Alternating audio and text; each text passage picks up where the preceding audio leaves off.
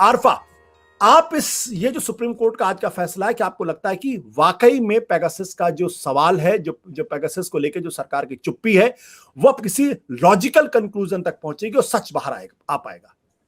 आशुतोष, मुझे मालूम नहीं आपको याद है कि जब पिछले कार्यक्रम में मैंने भाग लिया था तो ऐसा लग रहा था कि मैं बहुत अनरियलिस्टिकली ऑप्टिमिस्टिक हो रही हूँ। कुछ लोगों ने सोचा कि शायद भारत बदल गया है। अब देखिए यहाँ पर जवाबदेही, पारदर्शिता, इस सब के कोई मायने नहीं रहे और लगातार हम लोग हर रोज लोकतंत्र पर जो एक भारी संकट मंडरा रहा है, जो ये अंधेरा दौर गुजर रहा है हमारी आंखों के सामने, इस सब पर हम चिंता चिंता जाहिर करते हैं। लेकिन आज मैं एक बहुत आशावादी, एक ऐसे व्यक्ति के तौर पर आपसे बात कर रही हूं जो एक बहुत रोशन दिन, एक bright day in this dark phase of democracy मैं देख रही हूं कि पहली बार ऐसा लग रहा है बहुत सारे दिनों के बाद कि हमारी जो उच्चतम न्यायालय है उसने हमारे बुनियादी अधिकारों को अपहोल्ड किया है।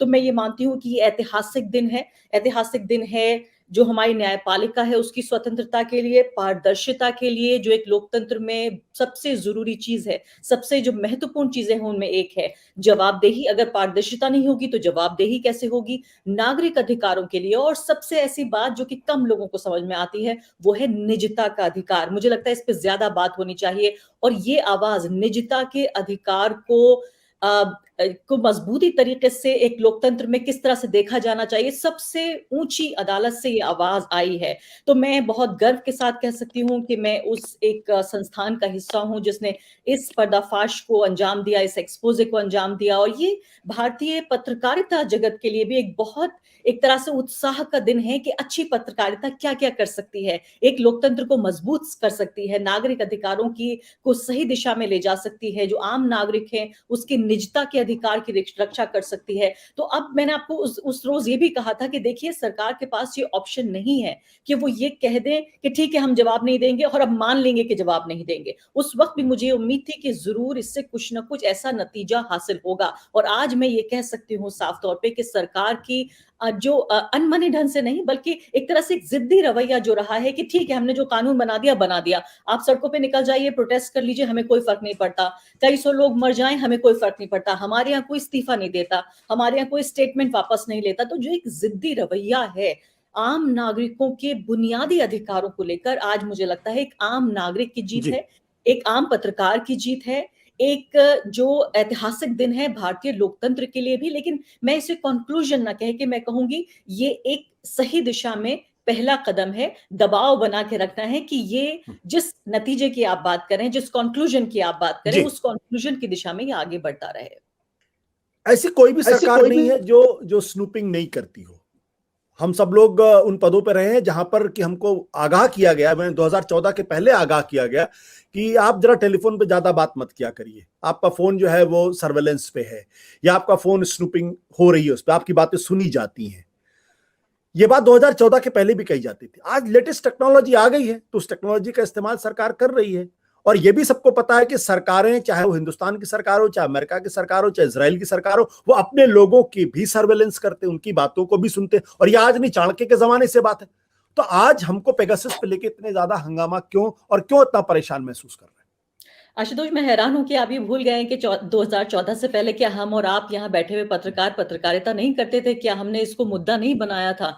तो हम ये कह रहे हैं कि हमारा तो काम ही है पत्रकार के तौर पर सवाल पूछना। पहली बात तो ये इतना सीरियस मामला है। मैं दर्शकों को आपको फिर से याद दिलाना चाहती हूँ कि इतना गंभीर, ये बाकायदा एक हथियार है, जंग में लड़ने के लिए हथियार। तो ये जंग में लड़ने के लिए हथियार क्या हमारे नागरिकों के ऊपर इस्तेमाल किया जा रहा है? क्या भारत की सरकार या जो भी सरकार ये काम कर रही है, मैं तो कहती हूँ कि सरकार इस बात को साफ करे ताकि हमें पता चले कि हमारी सरकार है या कोई विदेशी सरकार है, कोई दुश्मन देश है जो भारत के नागरिकों के साथ युद्ध कर रहा है इस हथियार के तौर पे। क्योंकि इसकी सीरियसनेस को समझना जरूरी है। मैं आपके दर्शकों को फिर से याद दिलाना चाहती हूँ कि ये स्पाईवेयर सिर्फ फोन सुनने की टेक्नोलॉजी नहीं है कि मैं और आप बात करें, आपने मुझसे कहा कि मेरे शो पे आ जाइए और सरकार को पता लग गया, या जो जिसने स्पाईवेयर डाला है फोन में उसको पता लग गया कि मैं आपके शो पे आ रही हूँ। इसका मतलब ये है कि अगर मैं इस हद तक जाना चाहती हूँ कि अगर ये फोन लेकर मैं वॉशरूम में जा रही हूँ तब भी ये स्पाईवेयर मुझे देख सकता है, ये मुझे सुन सकता है, अगर मेरा फोन ऑफ भी है उस फोन को ऑन कर सकता है।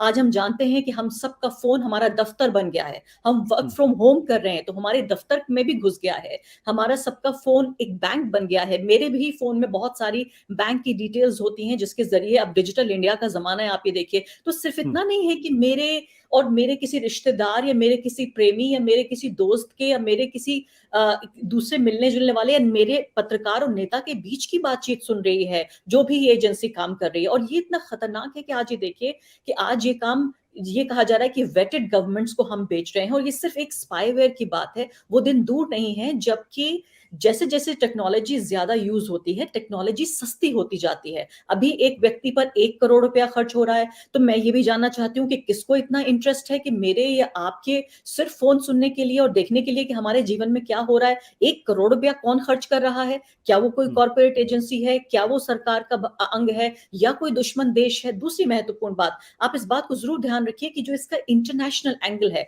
हमें उसको मिस नहीं करना है। जर्मन सरकार ने यह कहा कि हाँ, हमारी पुलिस ने स्पाईवेयर, पेगासस स्पाईवेयर का इस्तेमाल किया।